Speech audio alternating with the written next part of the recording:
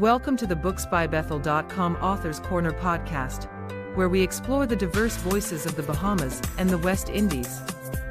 Join us for insightful conversations with authors who bring unique perspectives to the literary scene. Here's your host, Terry Bethel. Welcome again to another edition of the Authors Corner podcast. Today we have a special guest. We have Delancy Fowler from the island of New Providence in the Bahamas. Kelly Delancy Fowler. That's a tongue twister for me this morning. Kelly, how are you? I'm doing well. How are you? I am wonderful, thank you. It is so good to have you on this platform, and I'm sure our viewers would agree that they're accustomed to our exciting interviews. So I'm sure they're looking forward to finding out more about you. You are a children's book author. Yes. And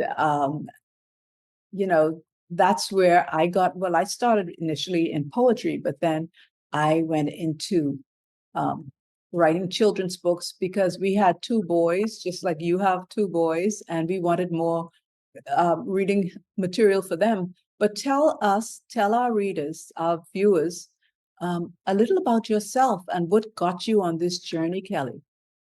Okay. So a little about me. Like you said, I am from the island of New Providence. I have two young boys, and they are the reason I started writing children's books. Just like you, it was for them. So our eldest child, Clay, at the time he was around 8 months old, and each night before bed we would read him a story or a few books because at that age the books are so small you could Yeah. go through a couple of them. So we would read to him and he would light up and he enjoyed the stories so much. And there was a particular type of book that he would gravitate toward. So as soon as he started reacting to the books, we would give him a choice. We would hold up a couple of the books and let him choose which one would you like to read. And he would always grab a particular one first. And it was the one with the eye holes where we open the book and we pretend to be whatever the character is, and he would laugh and giggle and squeal with joy. And it was so cute, and we loved to see it. So we figured we really need some more books like this because we only had a couple of them. Yes. There weren't many around, and they were gifts to us. We didn't find it locally. So we were like, we need more of these. And so that's when we started thinking, let's make a Bahamian one. So that was the first book that we wrote. And it didn't take long because at that stage, books for babies, all they are short poems put to pictures. Right. And so we just wrote a poem and then had it illustrated. And that's how Sleepyheads was born. Beautiful. Do you have a picture of Sleepyheads there? A copy of it? Right here.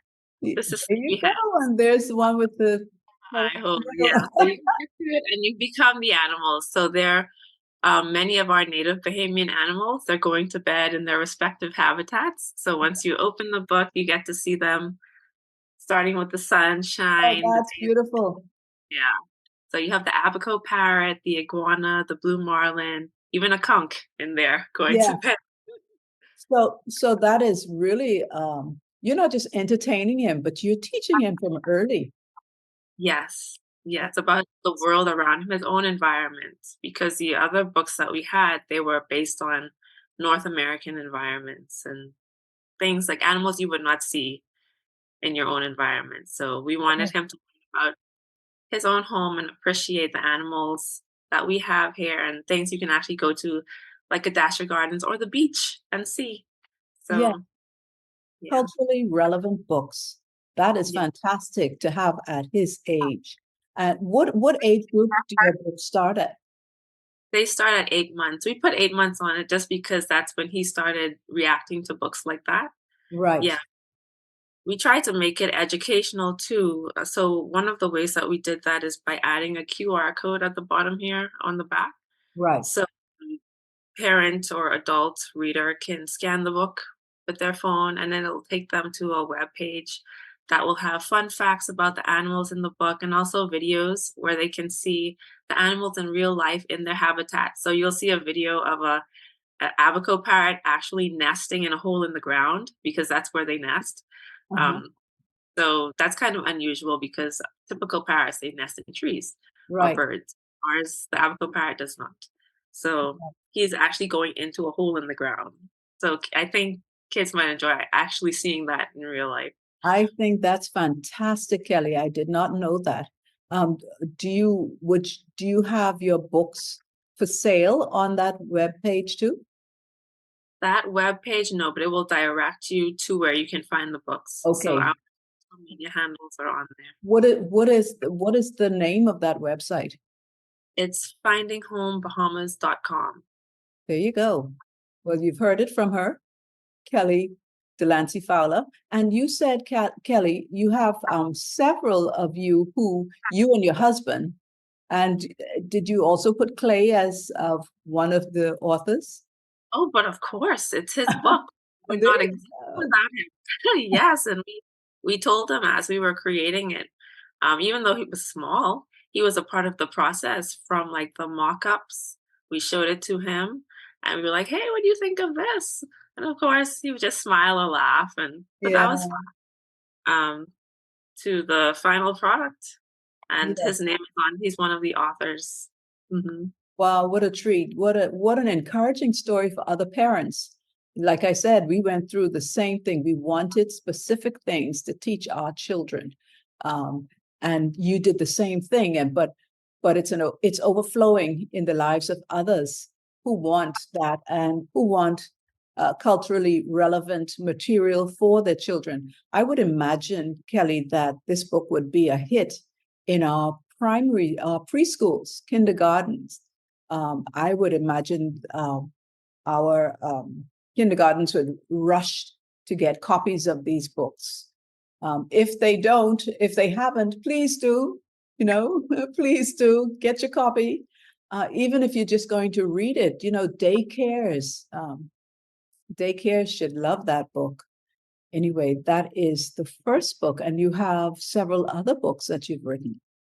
Yes, there were a few others that came after that as Clay grew and he developed other interests too. And also, I'm getting to know his family members better and bonding with them better because he was born mid 2019. So, 2020, early in the year, that's when COVID came and then the lockdowns and all of that. So, we were kind of isolated at that period of time. But as he would have developed maybe around one or so, and we're starting to expand our reach to our family members more so, and he's getting to know like auntie and uncle and his grandparents a bit better, they started developing their own bonds. And that was so cute to see. And like they would do all these special things together, and whatever he did with, for example, auntie, that's not what he would do with Grammy. No, no, no, those are separate activities. And whatever he does with Grammy, he's not going to do that with Papa. No, no, no. He does different things with Grandpa and these different people in his life. So we started with auntie and the activities that he and auntie do together. Those are their special activities. And for example, like my sister, she enjoys cooking and baking. So whenever Clay would come over, he would long to bake something together, like donuts. They were baking donuts for the longest time. So he enjoyed doing that together. And she would take him on walks around the neighborhood and take him to the swing set and down the slide. And whenever my husband and I wanted to go out for a little bit, we would ask Auntie, can you come and watch Clay for us for a few hours or so? And so she would be the one to come and watch him and play with him for a bit. And that was their special time. So that, among other things, we put it in a book called Auntie Love, Oh, celebration of cool aunties and their little ones, their little loves. that So is fantastic. that's Clay and that's my sister. That Yeah. is fantastic. Yeah. How was your journey in writing the books? I know they're short, but did it take several hours, an hour to write the story? How unpack that process for us and what you went through and what you did? Okay, well, the first one, Sleepyheads, that's just a short poem. So that really only took 20 minutes to write the words to. Isn't that amazing? Yeah, 20 because we already minutes knew to exactly. create a product. Mhm. And we have so many people who are gifted communicators. You know, it doesn't take much. It just So, takes a little bit of creativity. mhm. But Kelly, one of the things that I'm finding as a publisher is that we have a lot of people who um, produce their books, but once they have the book, they sit on it. They don't try to sell the book. And to me, that defeats the purpose because you've invested so much in the production of the book. And there's so many people, if you feel called to write, there's so many people out there who could be benefiting from the book. You know, we tend to sometimes be timid and say, oh, but I'm afraid of rejection. What if they don't like it? You know, and I guess, you know, it's a natural thought process for some. But we have to move beyond that if we believe in our product to know that this is something good. Our children would benefit from this, not just mine, but other children. And let's get this book out there to them. So I am so happy to see your books and to know that you have a website. Golly gee, you you have stepped out there with that. I am so happy to hear that. So is the second book, Auntie Love, is that on the website as well? Well, on the Finding Home website, it's not, but we do have social media pages on Facebook and Instagram where we do promote the books and try to share it with other people and direct them to where they can find the books. So Very, the Auntie Love book, they can also find that online on Amazon. very good. Right, because that the process was different. You have that Yes, in a paperback. Is that also available in the Kindle? yes, Auntie Love. Yes. And Sleepyheads, that is that available on Amazon? No, it's not. We're still in the process of trying to figure that one out because it's a Because of the board. cutout. Yeah, yeah. Yeah, yeah, yeah. So where is Sleepyheads available? They would have to order from you? Well, they can. They can order from us if they contact us through the social media pages or anything, but it's available locally in many different places. So people can find it in Logos Bookstore in Harbor Bay, Bahama Art and Handicraft on East Bay Street, Yes. East Shirley Street, um, The Current at Bahamar, My Wish List in Cable Beach, The New Duff. Um, it's also in Abaco at Ebb Tide Gift Shop on Hopetown in Hopetown. It's available in Eleuthera at Island Made Gift Shop and Office General. And for the extensive list of where you can find it, you can look to our social media pages. It's there, Okay. all of the different places. So what's the name of the social media page? Oh, it's Fowler Family Books. Beautiful. So you've Yeah. heard it. Yeah, that is fantastic. You've been doing your homework. Yes. Fine. Yeah, and that in itself is a full-time job. Marketing and making it, putting your books out there is a full-time job, you know, and you could have it up here. You know what to do, but finding the time to do it is Yeah. a totally different um ball game. But so that's two books down, one to go. Let's hear about this third book. Yeah, so the third one is called My Friend Uncle, and you can guess what that is about. Along the same lines as Auntie Love, but that's based on Clay's relationship with his uncle, my brother. And so he looks up to my brother in a different way that he would look to my sister. My sister is more of a nurturing type of relationship with what they do and everything. And my brother, it's more so he's the cool one. He has all of these cool gadgets. He's always working. When he comes to visit, he lives in the US, but when he does come home to visit, he works remotely. So he has on his headphones and he's at his laptop, and then he has this other tablet next to him because he's doing this, and he's having a meeting with his team because he's one of the managers. And so Clay would go to the door of the study and he would look and he would look up, and when my brother's taking a break, he wants to sit in his chair and put on the headphones and do this and that. And so that's a part of what they do, but they also go to the beach together. My brother is also a musician, so he's showing Clay how to play the piano Wow. and all of these different things. And he's also studying to be a pilot. So he's pointing out this and that and this. And it's like, Uncle, Uncle.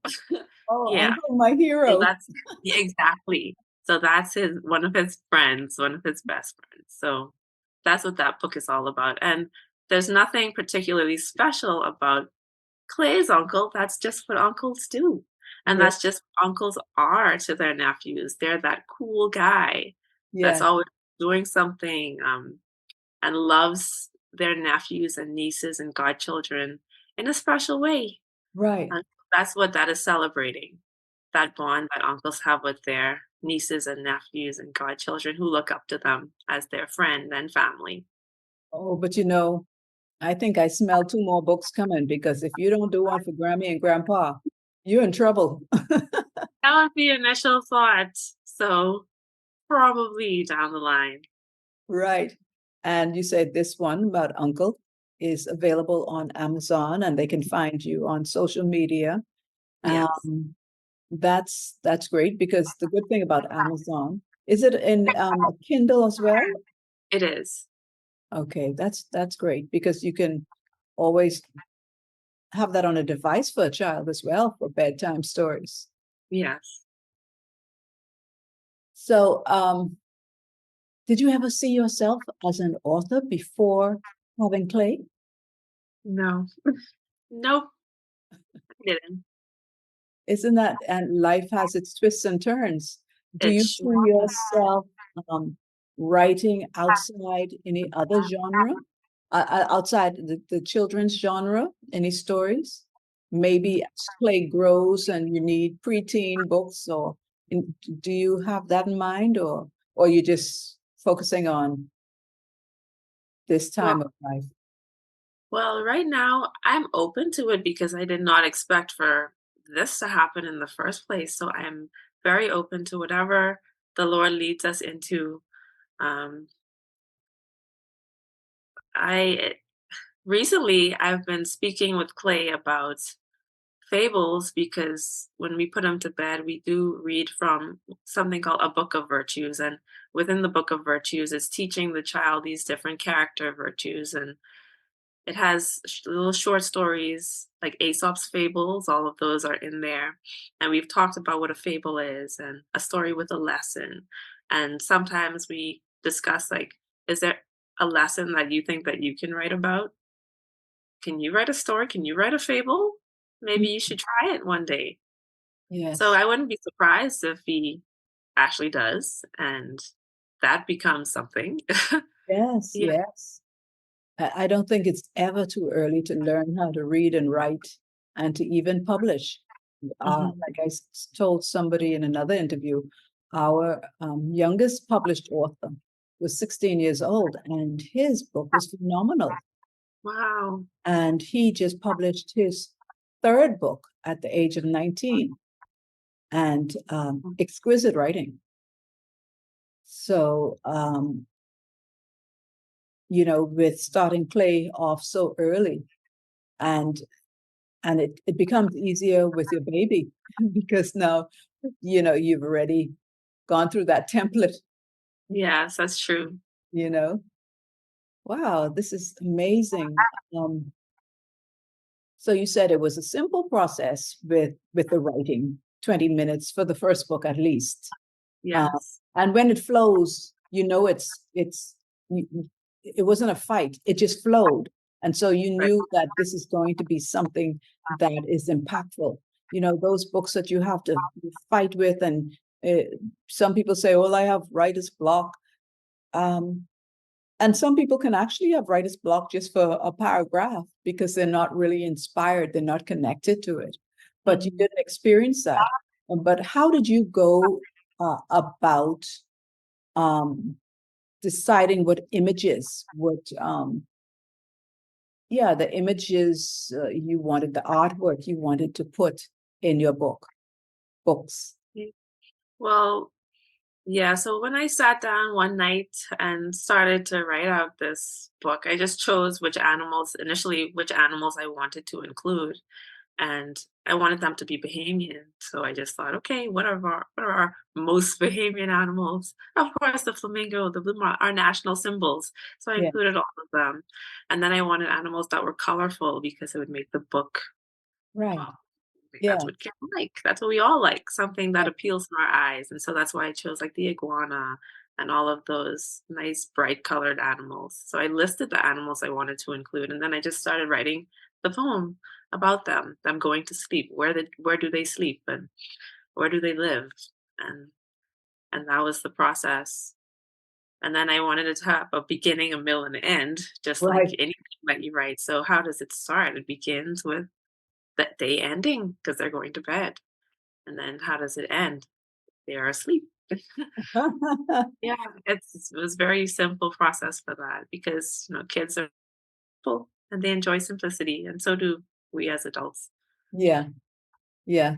And you selected a local. Did you know your artist, or did you have to go searching for an artist? Well, for that book, I did not know an artist, and that was a specialty book, so I wanted it to have the eye holes, so I wanted someone who was experienced with Right. doing books like that. So, the only other person that I was aware of who had published a children's book was a family member, Lisa McCartney. So I contacted her and asked who she used as her illustrator and asked her advice, and she gave me the name of someone, and so then I went and looked her up, Valerie Bouthiet, and she is based in the United States. And I contacted her and I asked her if she had experience with this type of book, and she said she did. And so that's how that happened. So it was a pretty simple thing, too, a simple connection. And she was able to do these beautiful illustrations for us. And I just Googled some images of the animals that I wanted to include in the book, and I just found like simple images of them with bright colors, and I sent them to her as like inspiration for Yes, animals. And then she took it and she just made it so beautiful, and we were so pleased. It that is was wonderful. wonderful. Is that the Lisa who has a school? No, this is a different one. Yeah. Okay, I was going to say, that is a good place for you to have your books. Oh, we Yeah. did donate one to that school, though. Say again. We did donate one of the books to that school, though. Oh, wonderful, wonderful. Um, so I have to ask you, um, is Clay reading now, reading the books himself now? Yes, yes, he has been for quite a while. Huh. Yeah, because he's at that age. Well, I Yeah, think he's at that age because still some kids at that age have challenges. Um, yes. do you go to other schools and do you visit other schools to read the books to the children or I this haven't yet. in home? Yeah. Okay, Yeah, just I have not yet. so what is on the horizon for you with your books and with your writing? Uh, I am not too sure about that as yet. I am just learning about how to market the books, and I'm very appreciative to you for your advice. So I am just trying to make a plan at this point because up until now it's just been as I've been able when I had some spare time. But I plan to actually put more effort and planning into it this year to see how I can get them further. Yes, yes. Well, I think you're doing a remarkable job by getting them in the various stores, you know. So that's a bold initiative. A lot of people don't do that. Okay. So that's the first step. But what some people don't understand is the bookstores or wherever you're selling your book, they're not obligated to market for you.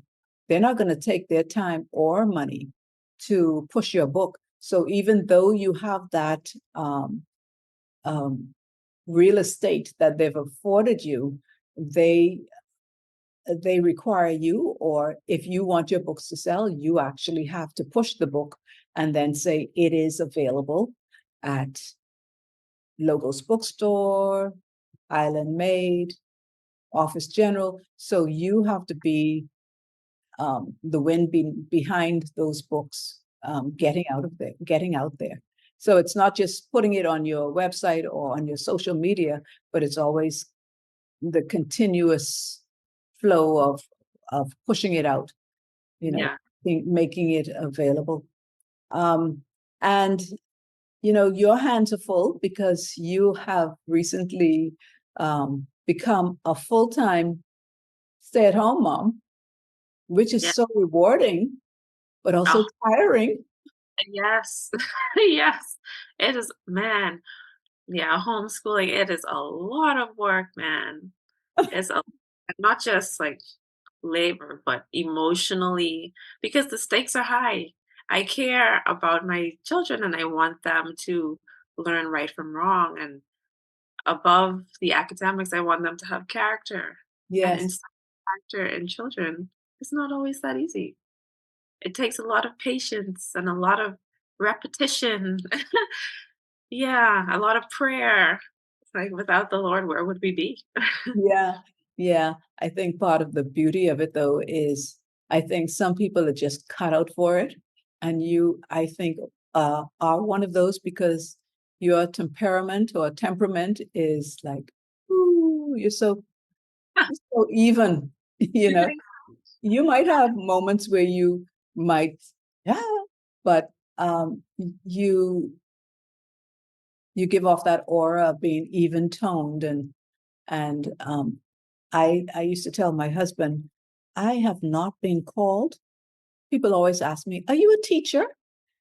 When I used to go and sell my souvenirs and books to the various hotels and bookstores and whatnot in Nassau, they would always say, "Are you a teacher?" I said, "Well, why would you say that? You sound like a teacher. You look like a teacher." No, I'm not. And my children thank me that I Oh, did not teach them, you know, because I could not imagine myself as a homeschool teacher. Uh, wow. I thought that just I didn't see myself as a good student, much less a teacher, So I had to grow out of that. And thankfully I'm in a better place now because I do. I have since that time, since they've grown up, done courses and taught people various things. And so, but that has been primarily adults. And that takes a different bit of energy out of you than children. Mhm. I substituted as a teacher before in my son's class. And I tell you, that was one of those opportunities after doing that where I really applauded any teacher in any classroom. Yeah, yeah, because that was a classroom of about 30 students. So could you imagine having 30 of clay in Oh at my one time? Yeah. God. So it teaching, my hat goes off to you. Just the sacrifice too of staying home with your children, because you had a great career. You did what you did well. And to decide to come home and do what you're doing, that's fantastic. Thank you. So I would really love to hear when you decide where you're going with these books, because I feel that there's so much more in you, and because you're such a great, I know of your writing, I know of your because you had to write too for the job that you were on, you as a researcher, correct? Yes. um and your background. Could you share your background in what you studied and what you did? Okay. Yeah, so my background is actually in history and anthropology. That's what I studied in school. And I was working in the cultural field for the last 11 years or so before I left to homeschool. And I was an assistant archaeologist and research officer with the National Museum of the Bahamas. And in that role, I used to do a lot of research that used to back the exhibits or any sort of outreach that we were doing, any programming. Um, and I also used to not just deal with archaeology, but also the paleontology side of it. So the past animal and plant life of the Bahamas, so Mm, natural. And so that involves a lot of collaboration with researchers, not just in the Bahamas, but also foreign researchers, and writing with them mhm, scientific articles, journal articles on the history of the Bahamas, and it could be cultural or it could be natural history. And I enjoyed that a lot. Um, I do miss it a little bit, but seasons change, and I'm so grateful for the experience that I had. I had worked in New Providence and also with the office in Abaco in collaboration with an organization called Friends of the Environment. And I would give like educational presentations to the students, the kids, the clubs, the summer camps that they had pertaining to our natural history. So the blue holes, our past animal and plant life, how the Bahamas has changed over thousands of years, and in turn, how people have changed the Bahamas over thousands of years. And yeah, it was a blast. I loved it a lot, and it was a little hard parting from it, but again, there are other priorities that come along in life, and I have to do what I'm called to do. So right, yeah. right. Well, Kelly, I see it to me, it would be an easy fit for you to continue that from the perspective of writing books to feed that area of need, because we don't have a lot of those kinds of books in our school system. Um, maybe this is not the right platform to discuss all of that right now, but your skills and giftings so vast that I just look forward to seeing what comes out of it. Um, you are an amazing young lady and a gifted writer and fantastic mom. And Thank you. we celebrate you today as you have brought these wonderful books out to the reading community, and we hope to see more. Is there anything you would like to share with our readers, our viewers? I keep calling them readers. Well, you are readers, but with our viewers today. Um, I can't think of anything else that I can add, but if actually, since writing these books, a lot of people have contacted me to say, like, hey, when my son was a child, I had this book idea for him and I actually wrote it out, but I sat on it. I didn't really do anything with it. How did you go about doing your books? And I'm like, are you serious? You've had this whole time and you didn't do anything with it? Yeah, Just get started. Did you already finish writing out the content? If you wrote the content, then you can just, refine it, you can copyright it, you can illustrate it, and then print, and you're right. done. Right. Yeah. And that was one of my questions for you.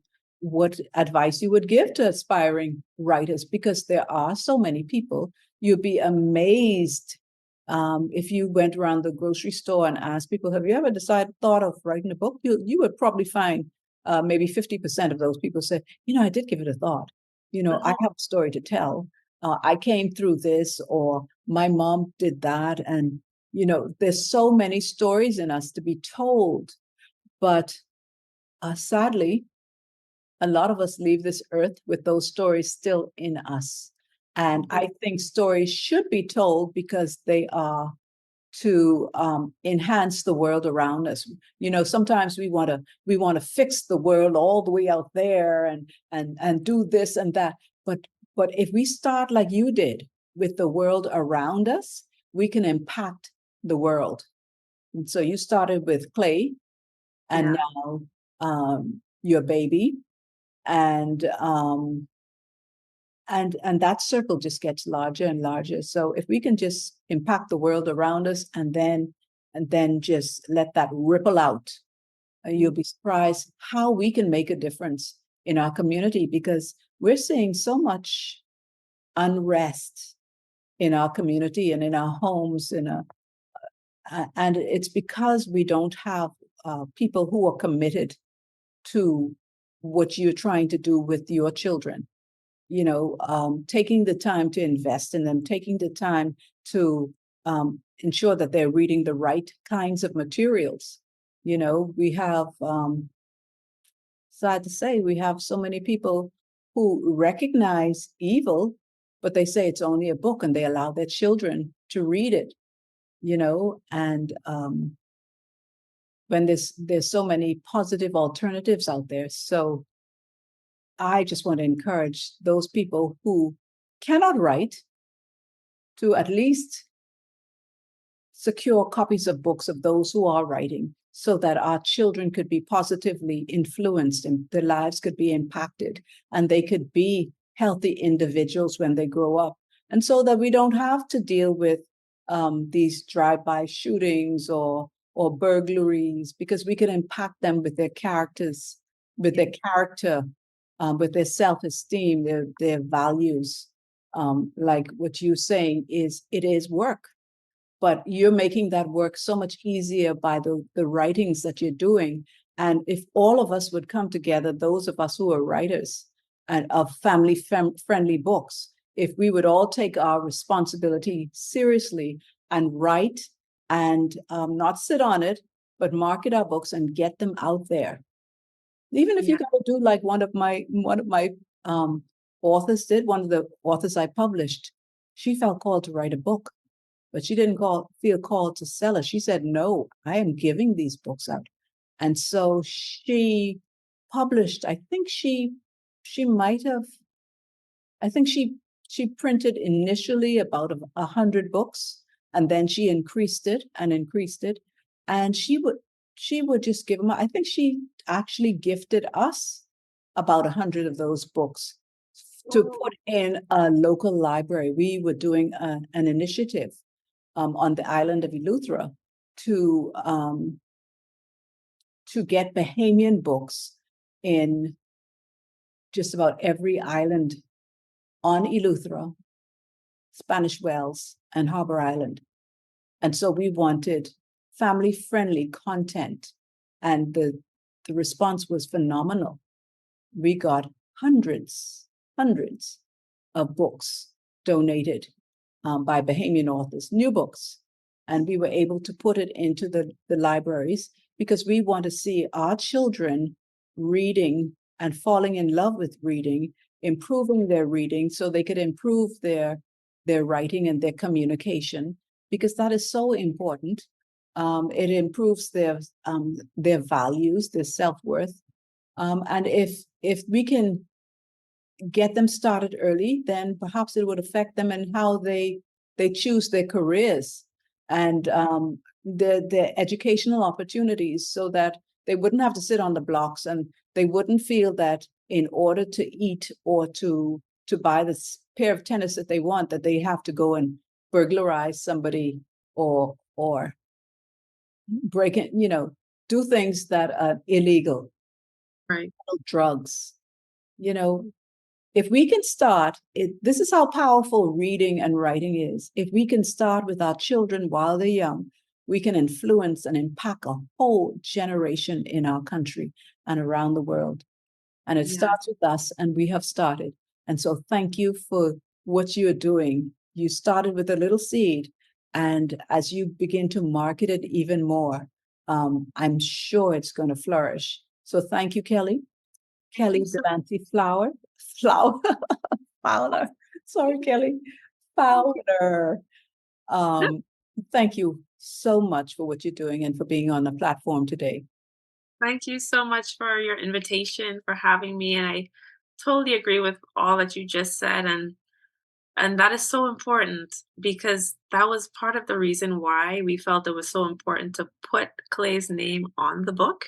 Because though he doesn't understand it right now, as he grows and he sees his name on the book and understands this is something partially produced by him, this Yeah, is all of economic value. So he knows that he is capable of doing something like this and seeing it around town where he goes, and it makes money for him because the proceeds are for his education. And though we do donate some of the proceeds to some charities that we choose, the remainder is actually for his education. So this is a money-making tool, so he knows that this is always an option. He doesn't have to feel like he's not capable of earning. He has earning potential. He knows that. He has it in his hands. And so from here, this is just one way that you can earn money for yourself. And then we are using it to teach him about money. So with money, what do you do with money? You save, you spend some, you give some. And so like we're hoping to use this as he grows to teach him about life and character. So yeah, that was a very important point that you just reminded me of. wonderful. I am happy. I'm happy to hear that. And I'm happy that you said it so our viewers can hear it. Kelly, I know that you have some plans today with your books. And so all the best to you.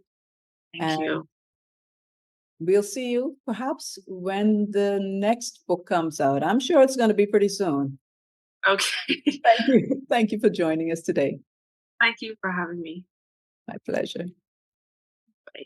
Thank you for tuning into the Author's Corner podcast, brought to you by booksbybethel.com, your go-to authors directory, and inspirepublishing.org, empowering self-publishing authors. Remember to like, share, and subscribe for more inspiring conversations with amazing authors. Until next time, keep reading and keep writing.